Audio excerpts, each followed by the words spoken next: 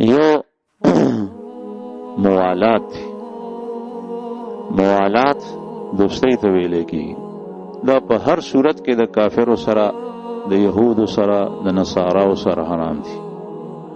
نن سبا په دنیا کې یو هوا چلیږي او دا د غیر مسلمو د طرف نه چلیږي، او د امریکای صدر دا ډرم پاغې کې ډیر پیش دي. یو بل پاغې باندې د مسلمانانو حکمرانانو دستخط اخلي، او دا غي خلاصه دا د اتحاد ادیان، او غي ته ابراهام بل وی. دا غي مطلب دا دی چې د عیسایت او د يهودیت او د اسلام دا ټول یو شی دی، او دا په خپل کې ټول رونه دي. دا د قران کریم خلاف ته، د رسول الله صلی الله علیه وسلم د ارشادات خلاف ته هرگز کې دی نشي.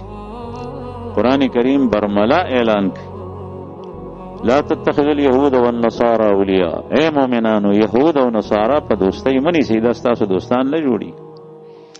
کچری وسړې متاوعت دا غي کوي په دې خیال باندې چې دا غي په مذهب کې سدي اغا او زمون په مذهب کې دا دواړه حق دي، نو د دې سړي د اسلام سره هیڅ تعلق نشته.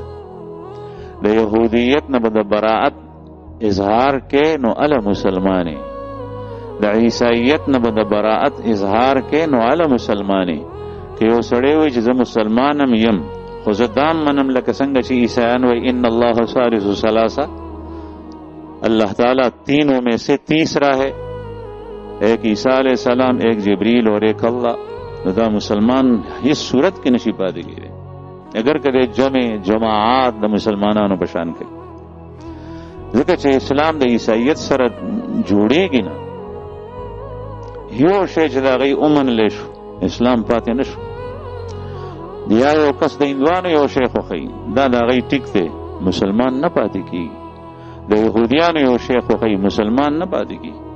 قرآن کریم کې ځای په ځای دا اعلان دی لا تتخذ اليهود والنصارى اولیاء. تاسو یهود او نصارا په دوستۍ باندې منی سي. یو موالات دی.